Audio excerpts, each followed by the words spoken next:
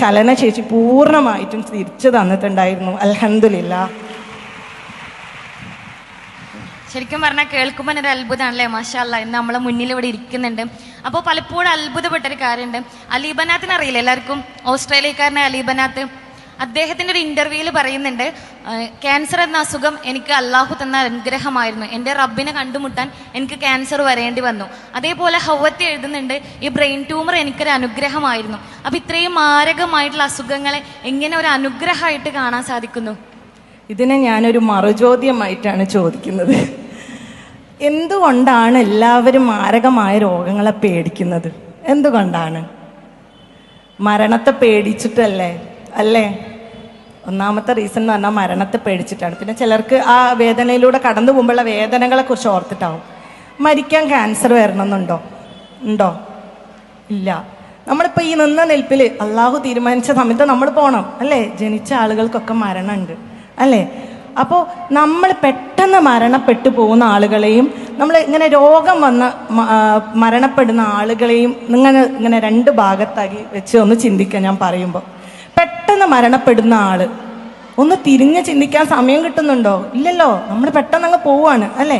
പക്ഷേ ഇങ്ങനെ രോഗങ്ങൾ വന്ന ഒരാളെ സംബന്ധിച്ചിടത്തോളം മുന്നിൽ ഇങ്ങനെ സിഗ്നൽ തരികയാണ് അല്ലാഹ്, അതാ മരണം മുന്നിലുണ്ട്, അല്ലേ? മരണം മുന്നിലുണ്ട്. അപ്പം നമുക്ക് ആ കിട്ടുന്ന ഒരു സമയം തിരിച്ചു നോക്കി നമ്മുടെ തെറ്റുകൾ തിരുത്താൻ, നമുക്ക് ആ അവസരങ്ങൾ വളരെ നന്നായി വിനിയോഗിക്കാൻ പറ്റും. റബ്ബിലേക്ക് കൂടുതൽ എടുക്കാൻ പറ്റും. എന്നെ സംബന്ധിച്ചിടത്തോളം എനിക്ക് റബ്ബിനോടൊരു മൊഹബ്ബത്ത് വന്നത് ഈ അനുഗ്രഹം എനിക്ക് റബ്ബ് തന്നപ്പോഴായിരുന്നു. അപ്പോൾ എന്നെ സംബന്ധിച്ചിടത്തോളം ഞാൻ ആ ഒരു സമയം ഓരോ നിമിഷവും ശരിക്കും ആസ്വദിക്കുകയായിരുന്നു.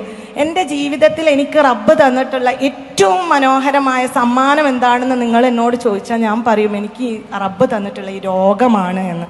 അതുപോലെ ഡോക്ടർമാരൊക്കെ അന്ന് വളരെയധികം ടെൻഷനായിരിക്കുന്ന സമയത്ത് അവർ എന്നോട് ഈ കോംപ്ലിക്കേറ്റഡ് ആയിട്ടുള്ള കാര്യങ്ങളൊക്കെ ഇങ്ങനെ പറഞ്ഞു കൊടുക്കും. അപ്പോൾ ഞാൻ ഡോക്ടർമാരോട് തിരിച്ച് പറയുന്നൊരു കാര്യമുണ്ട്, എനിക്ക് ഈ രോഗം തന്നത് എൻ്റെ റബ്ബാണ്. ആ റബ്ബ് എനിക്ക് ഷിഫ തരണമെന്ന് എൻ്റെ റബ്ബ് ഉദ്ദേശിച്ചിട്ടുണ്ടെങ്കിൽ ഉറപ്പായിട്ടും എനിക്ക് ആ ഷിഫ കിട്ടുമെന്നുള്ളത് എനിക്ക് ഉറപ്പാണ്. ഇനി മറിച്ചാണെങ്കിൽ അതിലെനിക്ക് ഒരു പരാതിയുമില്ല. അതെൻ്റെ റബ്ബാണ്. എൻ്റെ റബ്ബ് തീരുമാനിക്കുന്ന ഏത് കാര്യത്തിനും ഞാൻ റെഡിയായിരുന്നു.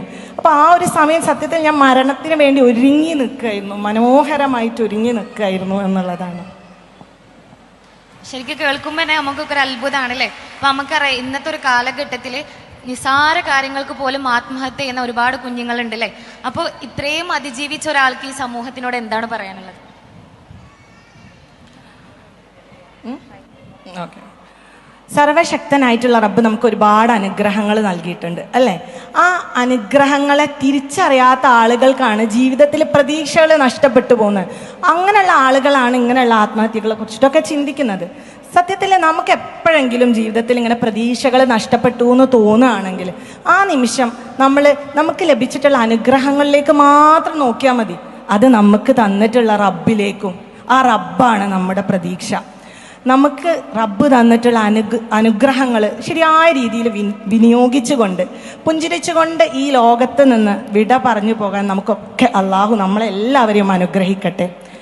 കണ്ണടച്ചാൽ ഏഴുമാനമേറി റൂഹ് ചിരിക്കണം, കൺ തുറന്നതിനായി ഏറെ കരുതലോടെ ചലിക്കണം. ധർമ്മവും അധർമ്മവും തിരിച്ച വേദവചസ്സുകൾ മർമ്മമാഷിക ഏന്തിയിരുളിൽ ഇടറിടാതെ ഗമിക്കണം. നന്മയാൽ കഴിയേണ്ട വീടാണല്ലോ ദുനിയാവോർക്കണം.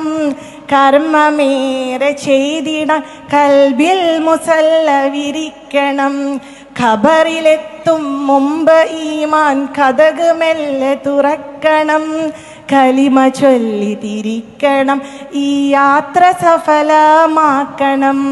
കലിമ ചൊല്ലി തിരിക്കണം, ഈ യാത്ര സഫലമാക്കണം.